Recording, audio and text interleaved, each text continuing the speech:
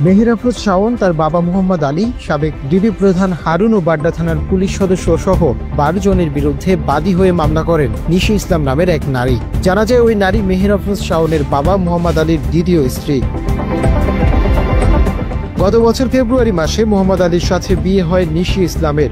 বিয়ের পর মেহের আফরোজ শাওন সাবেক ডিবি প্রধান হারুনুর রশিদ ও বাড্ডা থানা পুলিশের সহায়তায় নিশি ইসলামকে নানাভাবে পুলিশি হয়রানি ও নির্যাতন করে। সেই সাথে মোহাম্মদ আলী বিয়ের পর নিশি ইসলামকে অস্বীকার করেন। ওই ঘটনার পর ঢাকা চিফ জুডিশিয়াল ম্যাজিস্ট্রেট আদালতে মেহের আফরোজ শাওন, সাবেক ডিবি প্রধান হারুন রশিদ এবং বাড্ডা থানার পুলিশ সদস্য সহ 12 জনের বিরুদ্ধে বাদী হয়ে মামলা করেন নিশি ইসলাম নামের ভুক্তভোগী নারী।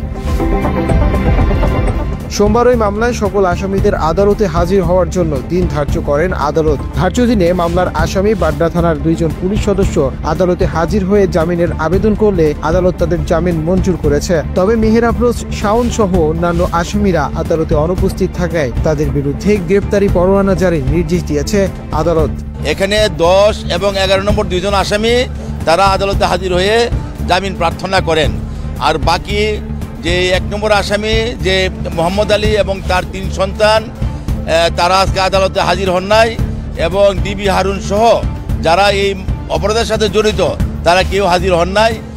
আমাদের সাবমিশনের প্রেক্ষিতে এবং নিশি ইসলামের বক্তব্য শুনে মাননীয় আদালত সন্তুষ্ট হয়ে তাদেরকে ওয়ারেন্ট ইস্যু করেন এবং বাকি 2 জনকে কন্ডিশনাল বেল দেন।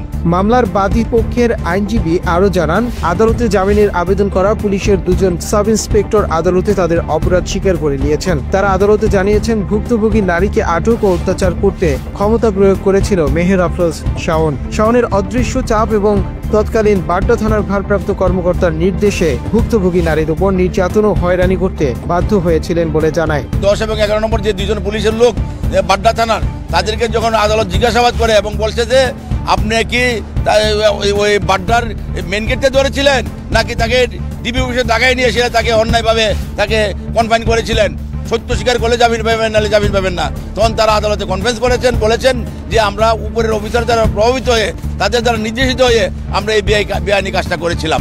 মাত্র 30% টাকায় জমির মালিক হয়ে নতুন বাংলাদেশের গড়ে তোলার স্বপ্ন দেখা বাংলা বসতি।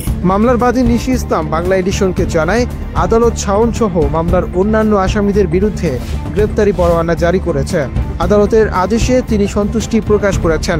10 এবং 11 নম্বর আসামি উপস্থিত হয়েছে। আসামিরা তারা ভুল স্বীকার করেছে এবং আসামিরা তারা জামিন দিয়েছে আগামী ধার্য তারিখ পর্যন্ত। আর আমি কোর্টটা মঞ্জুর করেছে। আর আমরা সকলেই চাই যে একটা শাস্তি হোক, কারণ শাওন আমাদের অনেক মামলা অনেক প্রভাব বিস্তার করেছে এবং আমাদেরকে অনেক হুমকি ধামকি মারধর সবকিছু করেছে।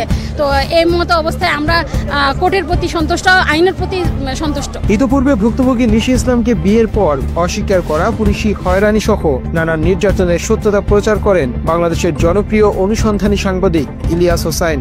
এক গল্পের মাঝে ট্র্যাজেডি, কমেডি, রোমান্স সবকিছুই আছে।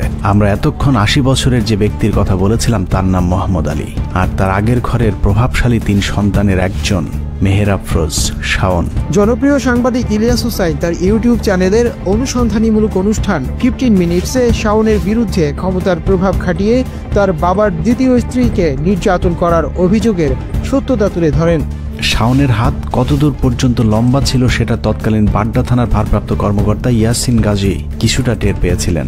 শাওনের কথা মতো নিশি আক্তারকে শায়েস্তা করতে তৎকালীন ডিবি প্রধান হারুন, সিটিটিসি প্রধান Asaduzzaman, ADC Nazmul, DMP commissioner সহ পুলিশের বেশ কয়েকজন ঊর্ধ্বতন কর্মকর্তা ওসিকে ফোন করে মামলা নেয়ার জন্য চাপ দিয়েছিলেন। এখানেই শেষ নয়, শাওনের প্রতি ডিবি হারুন এতটাই সন্তুষ্ট ছিল যে বাড্ডা থানা মামলা নেয়ার আগেই নিশিকে তার বাড়ি থেকে তুলে নিয়ে বাড্ডা থানায় দিয়ে আসেন পুলিশ। শেখ হাসিনা পতনের পরও আওয়ামী লীগের দোসর মেহের আফরোজ শাওনের ক্ষমতা কমেনি বলে সে সময় দাবি করেছিলেন এই মামলার বাদী নিশি ইসলাম। কারণ অন্তর্বর্তীকালীন সরকারের আইন, বিচার ও সংসদ বিষয়ক উপদেষ্টা আসিফ নজরুল সম্পর্কে মেহের আফরোজ শাওনের মেয়ের জামাই বলে জানান ওই নারী। আওয়ামী লীগ চলে গেছে তো কি হয়েছে, এখন তো টাকার উপরে তারা চলবে। তাছাড়া সব থেকে বড় কথা, শাওনের মেয়ের জামাই তো আসিফ নজরুল, ঠিক আছে?